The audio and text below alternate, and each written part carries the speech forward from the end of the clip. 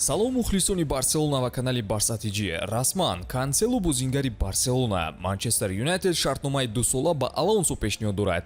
Дастаҳои испанӣ талабгори Лангле шуда истодаанд. Эҳтимолан Гарсия яке аз фурӯшҳои навбатии Барса мегардад. Ин ва дигар хабарҳои дастаи Барселонаро имрӯз дар навори худ ба шумо пешкаш хоҳем кард, вале қабл аз ҳама обуна шуда лайк зери ин навор гузоштанро фаромӯш насозед, зеро он ба пешравии канали мо кӯмак мерасонад. Барои дастгириятон сипосгузорем. дӯстон, ёдовар мешавем ки навори мо бо дастгирии ширкати 1x омода шудааст. Ҳама гуна рақобатҳои футболиро маҳз бо хизматрасониҳои ширкати 1x ҷолибу диданӣ гардонед. дар 1x регистратсия осон ва пардохт аз тамоми гӯшаи канори дунё, вале муҳимтар аз он бонус то $100 дар аввалин пардохт бо промокоди TG Barsa. Силкаи зарурӣ дар комментария. Ба ҳама муваффақият. ситураи ҷавон ва яке аз кашфиётҳои нави Барселона Ламин Ямал дар бозии охири Барселона хело зебо дурахшиш карда буд. Ба синну соли хурди худ нигоҳ накарда, Ламин дар ду голи дастаи каталонӣ саҳми калон гузошта тавонист. баъди бозии ин алмоси дастаи Барселона эҳсосоти худро баён карда қайд кард ки ман кӯшиш мекунам ҳама имкони аз тарафи даста ва сармураббӣ додашударо самаранок истифода барам. барои боварӣ карданашон аз онҳо миннатдорам. ман аз чизе намеҳаросам ва ин футбол аст. ба майдон мебароям ва корамро мекунам тамом. ҳамдастаҳоям ба ман дар ин роҳ кӯмак карда истодаанд.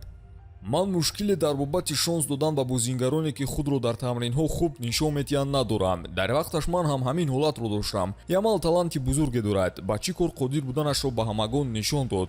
албатта кӯмаки ӯро мо эҳсос мекунем. ҳоло ҷавон аст ва каме душворӣ кашида истодааст, вале дар ҳамла ӯ беҳамто мегардад.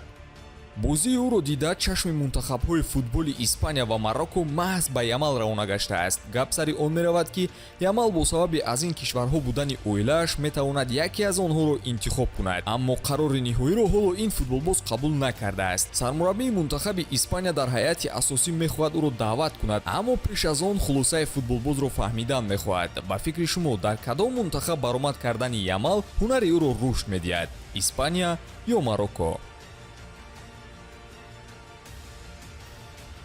чун то анҷоми равзанаи трансферии рӯзҳои ба шумор мондааст, Барселона ҳам бояд нақшаҳои худро ҷонлоктар амалӣ созад. ишораҳо аз ҷониби роҳбарияти даста шуда истодааст ки Барселона ҳеҷ набошад 3 фурӯш ва 2 хариди навро бояд дар рӯзҳои наздик барои ин мавсим амалӣ созад. яке аз вариантҳои наздик ба иҷора додан ё фурӯхтани бозингар ин ҳимоятгар Гарсия мебошад. дастаҳои чемпионати Испания аз фурсат истифода бурда маҳз аз дастаи Барселона мехоҳанд ки ҳайати худро пурра созанд. Жирона талабгори Гарсия шудааст, вале мушкили дар он аст ки ин даста товони харидорӣ кардани Гарсияро надорад ва дар ҳоли ҳалли ҷузъиёт эҳтимолан Жирона Гарсияро иҷора мегираду қисмате аз маоши футболбозро пардохт мекунад. дар Барселона Гарсия яке аз он бозингароне аст ки ба ӯ касе вақти бозиро дар оянда ваъда додан наметавонад.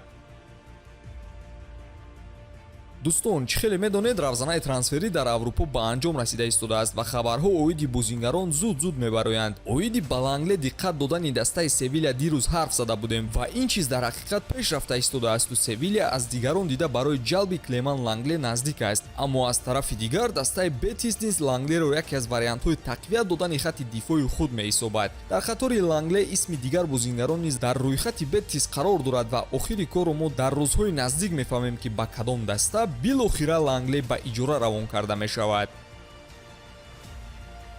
Фабрицио Романо тасдиқ мекунад ки Манчестер Юнайтед иҷозаи гуфтушунид оиди Маркус Алонсо аз ҷониби Барселона гирифтааст. девҳои сурхи англис ин гуна иҷозаро аз дастаҳои дигар барои ҷалби бозингарони барадарашон афтода низ доранд ва ин ҷо ҳолати амалишавии трансфери Алонсо аз Манчестер Юнайтед вобастагӣ хоҳад дошт. дар навбати худ Маркус Алонсо аз диққати Манчестер Юнайтед қаблан низ огаҳӣ доштааст, вале ӯ мақсади тарки Барселона карданро надорад. худи футболбоз дар бошгоҳи каталонӣ ба муваффақият ноил шуданро мехоҳад ва ҷои худро тарк карданӣ нест. ёдовар мешавем ки Манчестер Юнайтед барои ин ҳимоятгари испанӣ шартномаи 2 сола ва маоши бештар аз Барселона пешниҳод мекунад. вариантҳо дар хатти дифоъ барои Барселона бештар аст, вале Барса як футболбози боваринок дар канори рости ҳимояи худ надорад. имкони фурӯш ё ба иҷора равон кардани ҳимоятгарон дар Барса бештар ба ҳақиқат наздик мешавад, зеро ҳамакнун каталониҳо Канселоро дар Барселона интизор ҳастанд ки ахиран шартномаи ҳамкориро бо ӯ ба имзо расонанд. Фабрицио Романо менависад ки Кансело Кансело барои парвоз ба Каталония омодагӣ мебинад, вале дирӯз